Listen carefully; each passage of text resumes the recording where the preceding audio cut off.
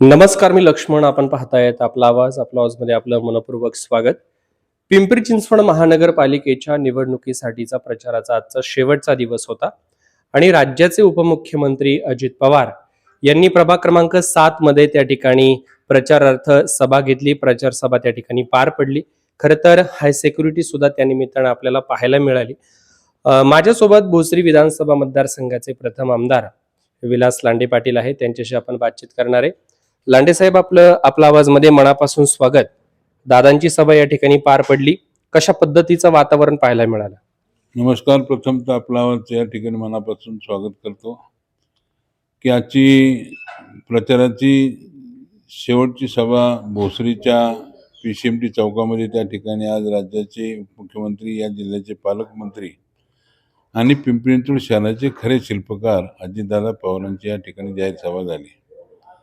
आणि प्रभाग क्रमांक 5, प्रभाग क्रमांक 6, प्रभाग क्रमांक 7, प्रभाग क्रमांक 8 या चारही प्रभागातल्या त्या ठिकाणी उमेदवारांना सुद्धा आम्ही त्या याच्यामध्ये बोलवलं होतं. त्यांच्या सभा झाल्या त्या 5ला, 6ला आणि 8ला परवा.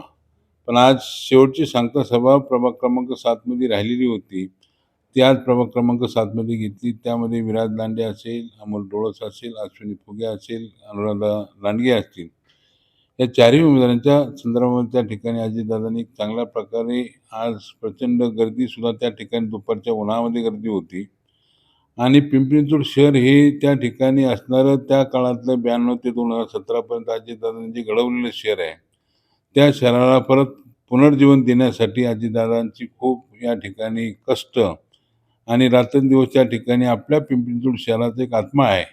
म्हणजे मुलापेक्षा जास्त प्रेम करणारे कोण असेल तर ते अजितदादा पवार आहेत, शरद पवार साहेब आहेत.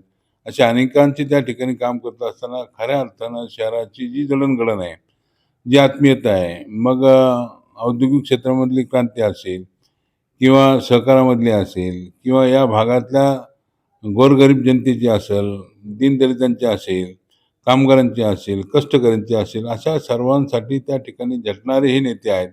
आणि त्यासाठी एक चांगला विचार समाजासमोर ठेवून राष्ट्रवादी काँग्रेस पक्ष हा 15 तारखेला घड्याळाच्या चिन्हासमोर 100% या पिंपरी चिंचवड शहराचे नागरिक त्या ठिकाणी दादांना आणि आदरणीय पवार साहेबांना त्या ठिकाणी खऱ्या अर्थानं या राष्ट्रवादी काँग्रेस पक्षाला पुनर्जीवन देऊन त्या ठिकाणी ही सत्ता पुन्हा एक चांगल्या प्रकारे नवचैतन्य या ठिकाणी निर्माण होईल की सगळ्यांसाठी, कष्टकऱ्यांसाठी, गरिबांसाठी, दलितांसाठी हे शहर पुन्हा चांगल्या प्रकारे जोमाने उभं राहणार आहे.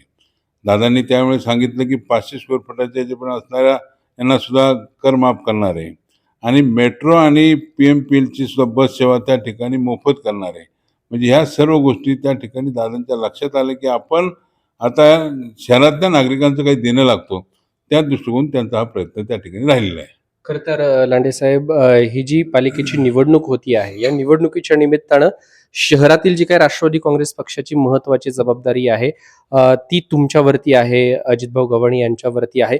कशा पद्धतीचं तुम्ही आजपर्यंत नियोजन केलं? आज खरं तर प्रचार संपतो आहे आणि मतदानासाठी आता केवळ मधला एकच दिवस बाकी राहिलेला आहे. काय सांगाल?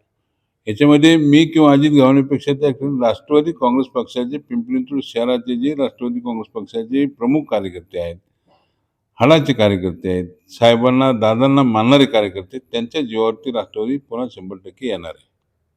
त्यामुळं आम्ही दोघं त्या ठिकाणी काम करण्यापेक्षा दोघांना पाठीमागची जी ताकद आहे आणि दादांची, साहेबांची ताकद आहे, ती खऱ्या अर्थानं लोकांच्यापर्यंत पोहोचवण्याचं काम आम्ही करतो तिथं. त्यामुळे 100% यश आम्हाला त्या ठिकाणी मिळेल याची लांडे खात्री साहेब, अनेक निवडणुका तुम्ही पाहिलेल्या आहेत, तुम्ही सुद्धा नेतृत्व केलेलं आहे. 16 तारखेच्या निकालाकडे तुम्ही कसं पाहता? नाही, 16 तारखेच्या निकालाकडं खऱ्या अर्थानं जे केलेलं काम आहे, मी सांगितलं मगाशीच, अजितदादांनी 92 ते 2017 पर्यंत जे केलेलं काम त्याचं मी सुद्धा साक्षीदार आहे. मी सुद्धा महापौर होतो, आमदार होतो 10 वर्ष. मी पाहिलेलं शहर आणि नंतर घडलेलं शहर हे मी जवळून पाहिलं. त्यामुळे खऱ्या अर्थानं नागरिकांच्या मनामध्ये जे दादांच्या मनामध्ये जे प्रेम आता जे आहे दादांच्या बाबतीमध्ये, ते प्रेम त्या ठिकाणी पुन्हा एकदा या शहरातले नागरिक, महिला, लाडक्या बहिणी या सर्व त्या ठिकाणी निश्चितपणे दादांना सपोर्ट करतील आणि 100% राष्ट्रवादी काँग्रेस पक्षाची पिंपरी चिंचवड शहराला एक चांगल्या प्रकारे नवचैतन्य होऊन त्या ठिकाणी सत्ता येईल, असं या ठिकाणी मी 100% तुम्हाला सांगतोय. खरं तर हे होते विलासजी लांडे साहेब, जे की भोसरीचे प्रथम आमदार आहेत.